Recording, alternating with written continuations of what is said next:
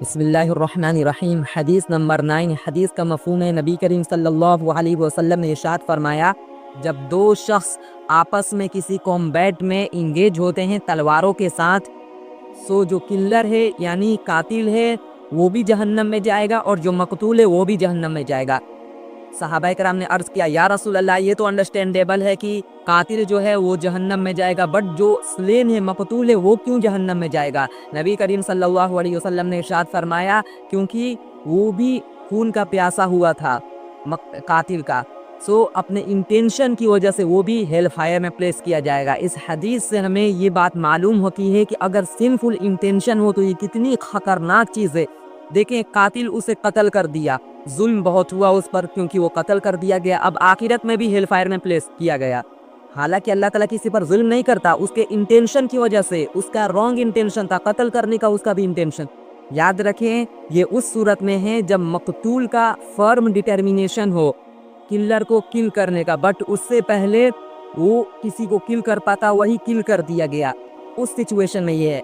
مثلا جو سلین تھا، مقتول تھا، اس نے گن بھی رکھا تھا، نائف بھی رکھا تھا، اس کا فرم ڈٹرمینیشن تھا، پورا عزم تھا کہ مجھے سامنے والے کو کل کرنا ہے، بٹ وہ کل کرتا اس سے پہلے سامنے والے نے اسے کل کر دیا، تو اس سچویشن میں پھر اس کو ہیل فائر میں پلیس کیا جائے گا۔ اگر کسی کے مائنڈ میں ڈیول شیطان کی طرف سے سجیشن آ رہا ہے، وساوس آ رہے ہیں کہ سامنے والے کو کل کر دو، تو یاد رکھیں کہ اللہ تعالیٰ وساوس پر پکڑ نہیں کرتا ہے، اس لیے وسوسوں کی وجہ سے صرف اللہ تعالیٰ آپ کو ہیل فائر میں پلیس نہیں کر دے گا، ایسا نہیں ہے۔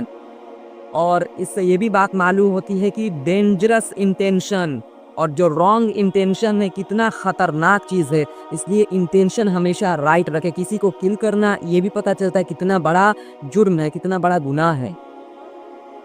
اور یہ بھی یاد رکھیں کہ یہ جنگ کسی ریلیجیس ایشو کی وجہ سے ہو رہا ہے، تو پھر آپ یہ حکم نہیں لگائیں گے کہ دونوں جانبین ہیل فائر میں پلیس کیے جائیں گے۔ یہ اس سچویشن میں ہے جب دو پارٹی اس لیے آپس میں فائٹ کر رہی ہے کسی ورلڈلی آنر کے لیے، عزت کے لیے، یا کسی پریجوڈس عصبیت کے لیے، سو پھر یہ آپ حکم لگائیں گے۔ ظاہر سی بات ہے، جو صحابہ کرام کے درمیان سیویل وار ہوا تھا حضرت علی اور حضرت معاویہ کے درمیان، آج بہت سارے ایسے لوگ ہیں جو ایک سائیڈ کو لے کر دوسرے سائیڈ والے کو بہت برا بھلا بول رہے ہوتے ہیں۔ جیسے مشہور ایک اسکالر آپ جانتے ہی ہوں گے جو حضرت معاویہ رضی اللہ عنہ کو بہت برا بھلا بولتے ہیں، حالانکہ صحابہ کرام سب کے سب عادل تھے۔ ظاہر سی بات ہے کسی ریلیجیس ایشو کی وجہ سے یہ کانفلکٹ پیدا ہوا تھا، اس لیے آپ کسی صحابی کو برا بھلا نہیں کہہ سکتے۔ نبی کریم صلی اللہ علیہ وسلم نے منع کیا ہے صحابہ کرام کو برا بھلا کہنے سے۔ حدیث نمبر 10۔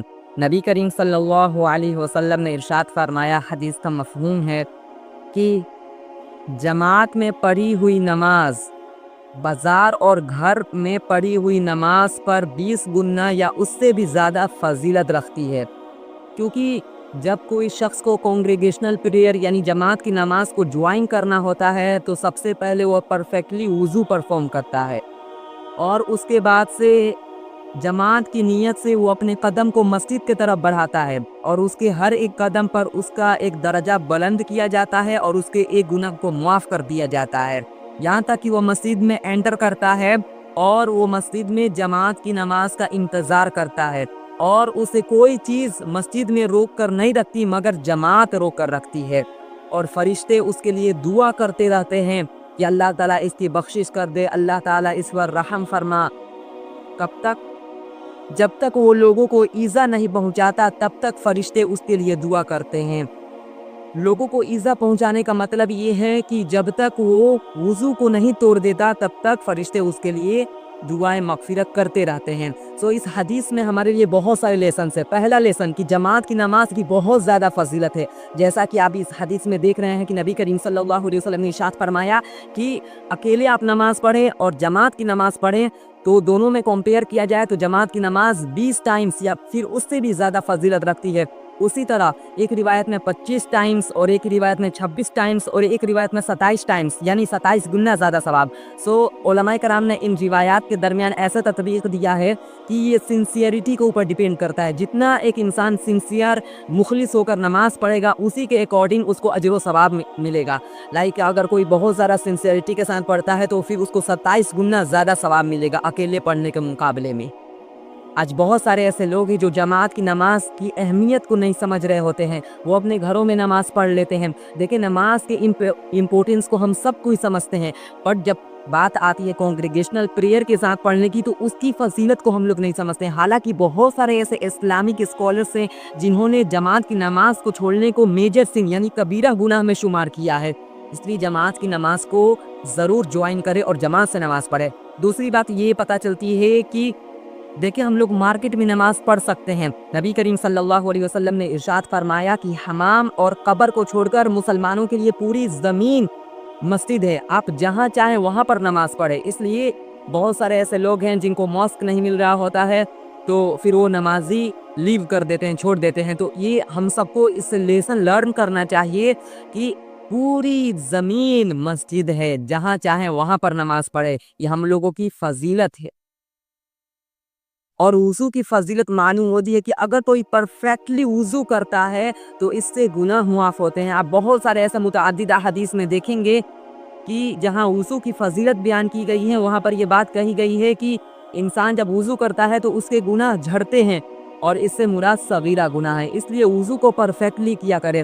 اور یہ بھی بات معلوم ہوتی ہے کہ دیکھیں جہاں بھی جماعت کی نماز کے لیے جانے کی فضیلت بیان کی گئی ہے وہاں پر پیدل جانے کی فضیلت بیان کی گئی ہے۔ یہ نہیں میں کہہ رہا ہوں کہ آپ سواری سے نہیں جا سکتے، آپ موٹر سائیکل سے نہیں جا سکتے، بے شک آپ جا سکتے ہیں، بٹ پیدل جانے کی الگ ہی حدیث میں فضیلت بیان کی گئی ہے۔ دیکھیں اس حدیث میں ہم نے کیا پڑھا کہ اگر کوئی شخص پیدل چلتا ہے تو ایک ایک قدم پر ایک ایک گناہ معاف کیے جاتے ہیں اور ایک ایک درجہ بلند کیا جاتا ہے۔ جو گناہ معاف کیے جاتے ہیں اس سے مراد صغیرہ گناہ ہے، کبیرہ گناہ ریپینٹنس یعنی توبہ سے معاف کیے جاتے ہیں۔ اور اگر آپ چاہتے ہیں کہ فرشتے اللہ کی نورانی مخلوق آپ کے لیے دعا کریں تو پھر کانگریگیشنل پریئر کے لیے آئیں اور ویٹ کریں، اور پھر دیکھیں فرشتے آپ کے لیے دعا کریں گے، اللہ تعالیٰ اس بندے کی مغفرت کر دے، اس پر رحم فرما۔ اور دوسری بات یہ بھی معلوم ہوتی ہے کہ جن چیزوں سے انسانوں کو تکلیف ہوتی ہے ان چیزوں سے فرشتوں کو بھی تکلیف ہوتی ہے۔ تبھی آپ حدیث میں دیکھیں گے نبی کریم صلی اللہ علیہ وسلم نے کچا پیاز کھا کر مسجد آنے سے منع کیا ہے، کیونکہ اوبویس سی بات ہے اس سے انسانوں کو بھی تکلیف ہوتی ہے اور فرشتوں کو بھی تکلیف ہوتی ہے اس کے اسمیل کی وجہ سے۔ اس لیے اسلام نے ایک کلین اور نیٹ رہنے کا کانسیپٹ دیا ہے، انٹرنلی بھی اور ایکسٹرنلی بھی۔ اس لیے اپنے آپ کو نیٹ اور کلین رکھیں، برش کریں، تاکہ فرشتے بھی آپ کی وجہ سے ایذا میں نہ آئے۔ اور آج کے لیے بس اتنا ہی، اور میں آپ لوگوں سے گزارش کروں گا کہ کمنٹ ضرور کریں آپ کو یہ ویڈیو کیسے لگی۔ باقی السلام علیکم ورحمۃ اللہ وبرکاتہ۔